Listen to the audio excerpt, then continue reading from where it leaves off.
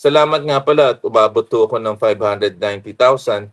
Hindi ko aakalain na aabot to ako sa ganitong klaseng advokasya.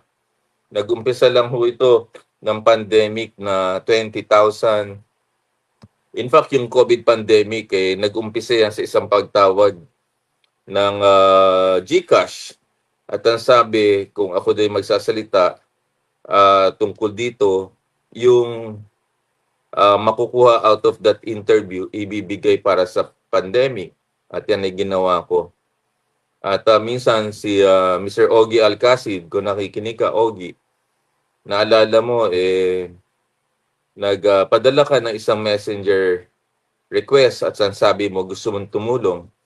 Ang ama pala ni Mr. Ogie Alcacid ay namatay sa COVID pandemic.